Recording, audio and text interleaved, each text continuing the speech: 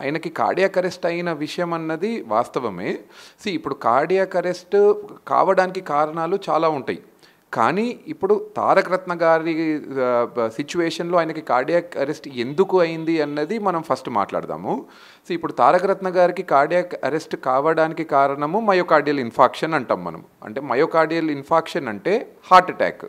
అంటే మామూలుగా గుండెలో ఏవైతే రక్తనాళాలు ఉంటాయో ఆ రక్తనాళాల్లో రక్తం అన్నది కంటిన్యూస్గా ఫ్లో అవుతూ ఉండాలి.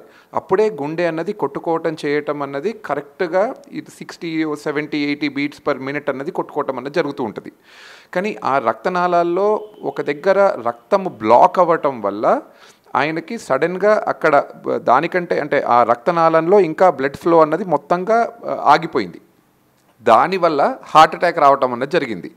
ఆయనకి మన అన్ఫార్చునేట్ సిచ్యువేషన్ ఏంటంటే ఆయనకి ఆ హార్ట్ అటాక్ అన్నది చాలా మ్యాసివ్గా వచ్చింది. చాలా అంటే బ్లడ్ క్లాట్ అన్నది పెద్దగా ఉండే, అండ్ ఆర్టరీ కూడా ఏదైతే రక్తనాళంలో బ్లడ్ క్లాట్ అయిందో అది one of the most crucial arteries. అందుకోసమనే సడన్గా మొత్తం హార్ట్ అన్నది ఒకటేసారి ఆగిపోవటం అన్నది జరిగింది. సో ఇప్పుడు అక్కడ ఫార్చునేట్గా వాళ్ళు ఏం చేశారంటే ఇమీడియట్గా ఆయనని హాస్పిటల్కి తరలించటము, ప్లస్ రెండోది ఇమీడియట్గా ఆ కండిషన్ని చూసి హార్ట్ అటాక్ అని వాళ్ళు డయాగ్నోస్ చేసి దాన్ని ఇమీడియట్గా ఆ బ్లడ్ క్లాట్ని తీసేసి మళ్ళీ హార్ట్ని రీస్టార్ట్ చేయటం అన్నది చేశారు.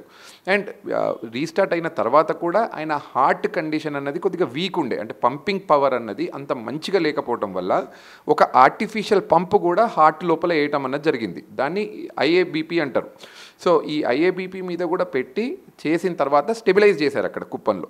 చేసిన తర్వాత ఇంకా ఆబ్వియస్లీ హయ్యర్ కేర్ అన్నది ఇప్పుడు బెంగళూరు, హైదరాబాద్లో ద మెడికల్ ఫెసిలిటీస్ అన్నది కుప్పం కంటే ఇంకా బెటర్గా ఉంటాయి కాబట్టి ఆయనని తర్వాత బెంగళూరుకి తరలించడం అన్నది జరిగింది.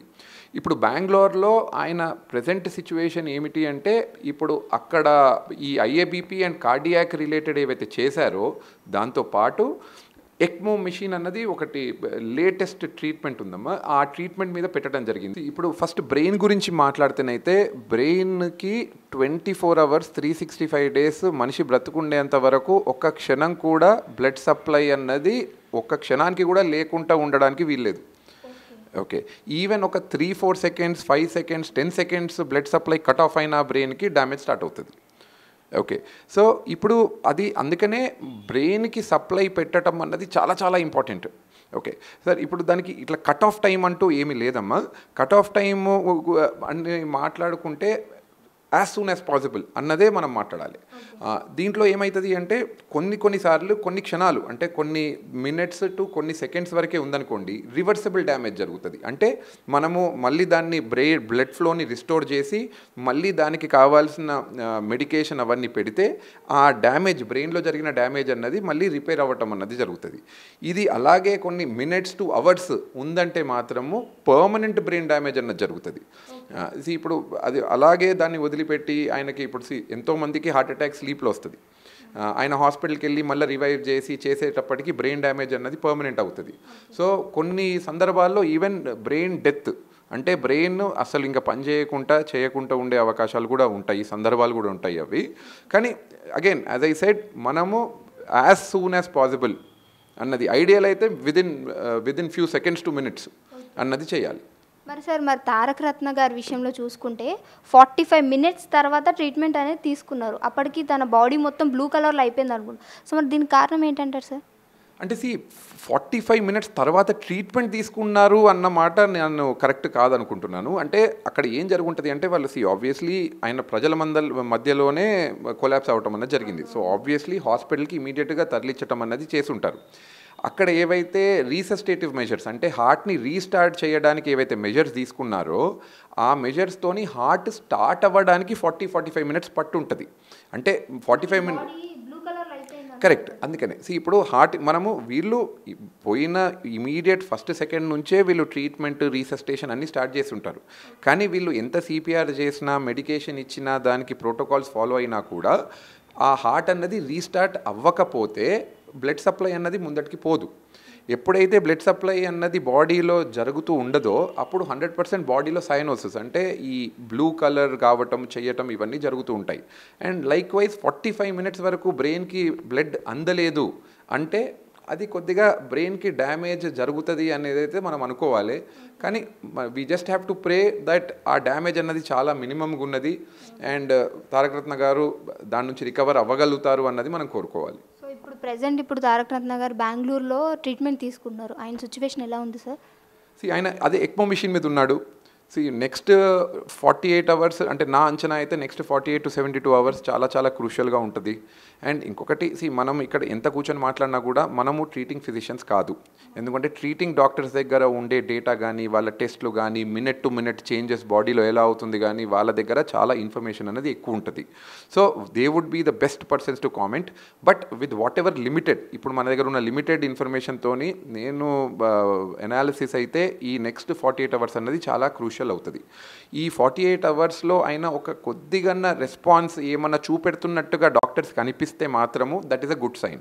ఎంత ఇంప్రూవ్మెంట్ అన్నది ఇంపార్టెంట్ కాదు, అట్లీస్ట్ ఒక్క అడుగు చిన్న సైన్ ఒక 10-15% ఆయన ఇంప్రూవ్మెంట్ ఉన్నా కూడా అప్పుడు ఏంటంటే అరే బాడీ ఈజ్ ఫైటింగ్ రెస్పాన్స్ అన్నది వస్తుంది అన్నది మనకు వస్తుంది. సో ఒక్కసారి ఆ చిన్న స్టిమ్యులస్ వచ్చింది అంటే మనందరూ కూడా ఆశలు పెరుగుతాయి, ధైర్యం పెరుగుతుంది. So let's pray for the best. ఇప్పుడు చూడండి, ఇప్పుడు మీకు చూపిస్తాను, ఒక యాంజియోగ్రామ్ చూపిస్తాను చూడండి. ఇది ఎడం పక్కన ముఖ్యమైన రక్తనాళం అండి. దీనికి 2 భాగాలు ఉంటాయి. గుండె పక్కన ఒకటి, గుండె ముందు భాగంలో రక్తనాళం. ఇది వేరే పేషెంట్ అయినప్పటికీ ఎగ్జాంపుల్ గురించి మీకు చూపిస్తున్నాను. ఇది కూడా అంతే, గుండె కరెక్ట్గా ఈ రక్తనాళం మధ్యన 90% బ్లాక్ ఉన్నది. ఇది కూడా ఎగ్జాక్ట్ సిట్యువేషన్. ఈ సిట్యువేషన్ వల్లనే హార్ట్ అటాక్ రావడం కానివ్వండి, హార్ట్ అటాక్ వలన గుండె వేగంగా కొట్టుకుని వీళ్ళు అపస్మారక స్థితిలో పడిపోవడం కానీ జరుగుతూ ఉంటుంది. సో ఇది మోస్ట్లీ ప్రాబబ్లీ ఇది గుండెకి ఎడం పక్కన రక్తనాళం. ఇట్లాంటిదే కుడి పక్కన ఇంకో రక్తనాళం ఉంటుంది, దాంట్లో బ్లాక్ రావచ్చు, దీంట్లో బ్లాక్ రావచ్చు, గుండె పక్క రక్తనాళం ఉన్న దాంట్లో కూడా బ్లాక్ రావచ్చు. కానీ ఎక్కడ వచ్చినా కూడా గుండె కుడి ఎడమ వచ్చినా అది టెక్నికల్ ట్రీట్ చేసే డాక్టర్కి అది ఇంపార్టెంట్ కానివ్వండి. అది హార్ట్ అటాక్ ఒకే సిమ్టమ్ లాగా ఉంటాయి. మీరు చెప్పినట్టు పెరాలిటిక్ అటాక్ లాగా కుడి చెయ్యి కానీ కుడి భాగం శరీరం వేరే ఎడమ అలాగే దీనికి ఉండదు. సో దీనికి ఛాతీ నొప్పి రావడం టిపికల్గా అలాగనే వస్తుంది. సైన్స్ సిమ్టమ్స్ అన్నీ కూడా అలాగనే వస్తాయి. బీపీ తగ్గడం కానివ్వండి, గుండె వేగంగా కొట్టుకునే రిస్క్ కానివ్వండి, ఇవన్నీ కూడా అది డాక్టర్కి మాత్రం ఈ ఎడమ కుడి తేడా ఉంటుంది. కానీ పేషెంట్ పరంగా exactly same presentations. Heart stroke వచ్చిన తర్వాత గుండెకు మెదడుకు రక్త ప్రసరణ పూర్తిగా తగ్గిపోవడం వల్లనే ఇంత పెద్ద సివియర్ అయింది అని చెప్పేసి అంటున్నారు. కాదండి, ఇప్పుడు నా గుండె ఈ లెవెల్లో ఉంటుంది, నా మెదడు ఇక్కడ ఉంది. సో మెదడుకి రక్త ప్రసారం అందాలంటే గుండె రక్త ప్రసారం గ్రావిటీకి అగెయిన్స్ట్గా చేయాలి. సో గుండె పంప్ చేస్తే ఆ రక్తం మెదడుకు వెళ్ళి మెదడు పనిచేయడం జరుగుతుంది బేసికలీ. సో ఒకవేళ గుండె ప్రాబ్లం వచ్చి బీపీ తగ్గిందనుకోండి, సో బీపీ తగ్గితే ఏమవుతుంది, ఈ గుండె అప్పుడు మీరు చూసినారు అపార్ట్మెంట్స్లో పైన ట్యాంక్ ఉంటుంది, మోటార్ కింద ఉంటుంది. మోటార్ పైకి పంప్ చేస్తే తప్ప మన కుళాయిలో నీళ్లు రావు. సేమ్ ప్రిన్సిపల్ ఇక్కడ కూడా. సో ఈ గుండె పంప్ చేస్తే తప్ప మెదడుకి రక్త ప్రసారం పోదు. గుండె వీక్గా ఉండి కానివ్వండి, గుండెలో సడన్గా ప్రాబ్లం వచ్చి కానివ్వండి, గుండె ఆ పైకి బ్లడ్ పంప్ చేయలేకపోతుంది అనుకోండి, మెదడుకి రక్త ప్రసారం అందాక కలిసి పడిపోతారు వాళ్ళు. సింపుల్గా చెప్పాలంటే ఇదన్నమాట. ఇట్లాగా మెదడుకి రక్త ప్రసారం అందకుండా 8 నిమిషాల కంటే ఎక్కువసేపు కనుక మెదడుకి రక్త ప్రసారం అందకపోతే మెదడులో పర్మనెంట్ డ్యామేజ్ స్టార్ట్ అవుతుంది. దాన్ని కొన్ని కటువైన టర్మ్స్ వాడటం ఇష్టం లేక దాని పేరు నేను చెప్పడం లేదు. బట్ బేసికలీ బ్రెయిన్ తిరిగి పని చేయలేదు అనమాట. అప్పుడు గుండె తిరిగి రివైవ్ చేసినా కూడా బ్రెయిన్ డ్యామేజ్ అనేది పర్మనెంట్గా ఉండే అవకాశం ఉంటుంది. ఈ సందర్భంలోనే కోమాలకు వెళ్ళే అవకాశం ఏమైనా ఉంటుందా? ఎగ్జాక్ట్లీ, దీన్నే కోమా అంటాం బేసికలీ. సో కోమా అంటే బ్రెయిన్ పని చేయకపోవడాన్ని కోమా అంటాం. సో ఈ కోమా కారణం ఏమిటి? గుండెకి సంబంధించిన కోమా, కార్డియోజెనిక్ షాక్ అంటారు. అంటే గుండె వల్ల బీపీ తగ్గిపోయి దాన్ని షాక్ అంటాం. ఈ గుండె వల్ల బీపీ తగ్గిపోయి మెదడు రక్త ప్రసారం అందట్లేదు, దీన్నే కోమా అంటాం. So exactly. ఎటువంటి సమయంలో ఎకో అని చెప్పేసి ట్రీట్మెంట్ ఇస్తారు సార్? ఎందుకు ఇవ్వాల్సి వస్తుంది? ఈకో గురించి చెప్తాను. ఈకో ఏం లేదండి. ఈకో ఏం చెప్తుందంటే గుండె పంపింగ్ పవర్ ఎంత ఉన్నది, సో గుండెలో వాల్వులు అయినా లీక్ అవుతున్నాయా, ప్రాబబ్లీ ఏ రక్తనాళం బ్లాకే ఉండొచ్చు, ఇండైరెక్ట్ ఎవిడెన్స్ చెప్తుంది తప్ప అది ఒక అంటే ఇప్పుడు ఈసీజీ తర్వాత చేసేటటువంటి పరీక్ష. ఈకో తర్వాత ఈ యాంజియోగ్రామ్ అనేది చేస్తారు మామూలుగా. సో హార్ట్ అటాక్ వచ్చినప్పుడు హార్ట్ అటాక్ తీవ్రత ఎలా తెలుస్తుంది మనకి? గుండె ఎంత పంపింగ్ తగ్గింది అని తెలుస్తుంది. సో గుండె పంపింగ్ ఎంత తగ్గింది లేకపోతే ఎంత ప్రిజర్వ్ అయ్యి ఉన్నది అంటే హార్ట్ అటాక్ తీవ్రత, అది చెప్పేది ఈకో పరీక్ష.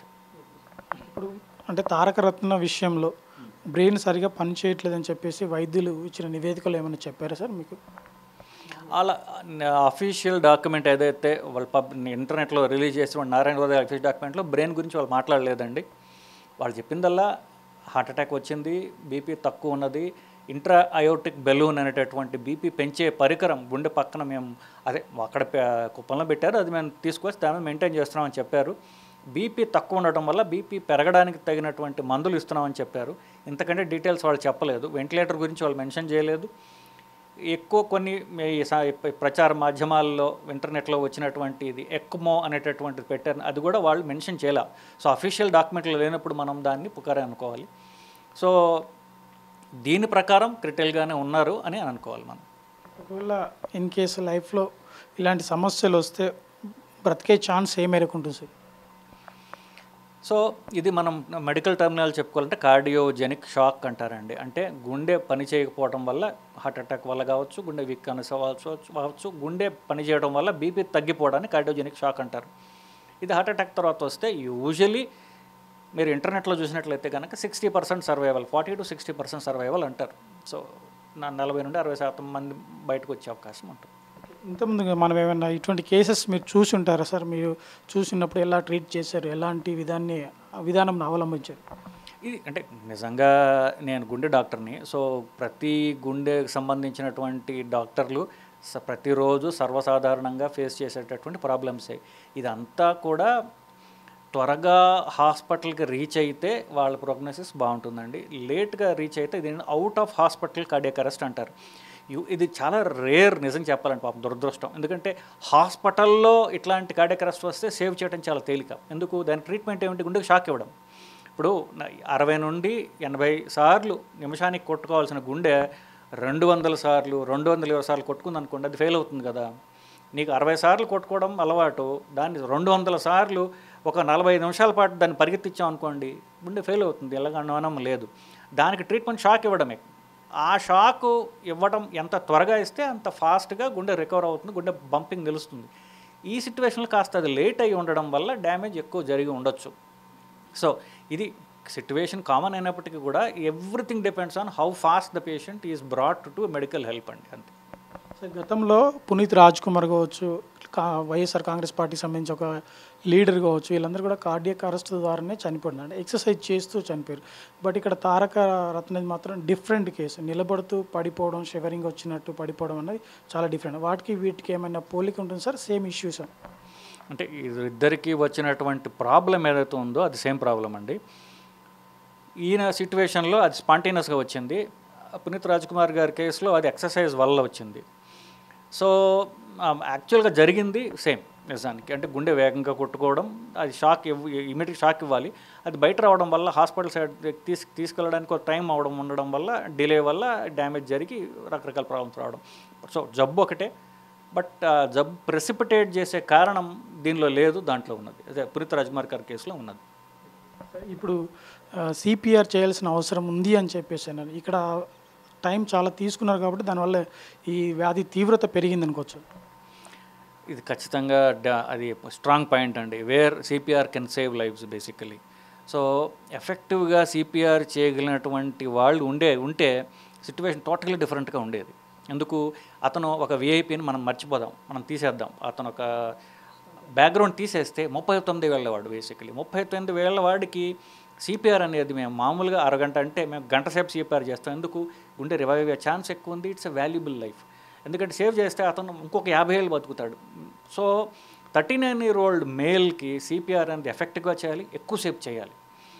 ఇది ఇప్పుడు మీరు చూస్తారు, ఇప్పుడు ఫ్యాషన్ ఏంటంటే ఎక్కడైనా యాక్సిడెంట్ అయిందనుకోండి, అందరూ ఫోన్లు తీసి వీడియోలు తీయడం తప్ప ఆ దెబ్బతిన్న వాడికి మనం సాయం చేద్దాం అనేటటువంటి ఇంగిత జ్ఞానం చాలా తక్కువ మందికి ఉంది. ఈ సిచ్యువేషన్లో కొన్ని 100 మంది చుట్టూ ఉన్నారు. వాళ్ళలో నిజంగా ఎంతమంది సిపిఆర్ అటెంప్ట్ చేశారో కూడా నాకు కొంచెం అనుమానంగానే ఉన్నది. చుట్టుపక్కల ఇమ్మీడియట్ దగ్గర ఉన్నటువంటి నర్సింగ్ హోమ్ తీసుకెళ్తే ఇంకా సిపిఆర్ వెళ్ళి బెటర్ జరుగుండేదేమో. అతను డాక్టర్లు ఎంతమంది ఉన్నారు ఇవన్నీ చెప్పడం కష్టం. బట్ స్టిల్ నేను ఒకటే చెప్తా, సిపిఆర్ కనుక ఎఫెక్టివ్గా చేసినట్లయితే పూర్తిగా సిచ్యువేషన్ డిఫరెంట్గా ఉండేది అనేది నాకు గట్టి నమ్మకం అండి. Thank you so much sir. Thank you. మొత్తం మీద తారకరత్న విషయంలో సిపిఆర్ చేయడంలో కొంత ఆలస్యం జరిగినట్లుగా అనుమానం అయితే ఉంది.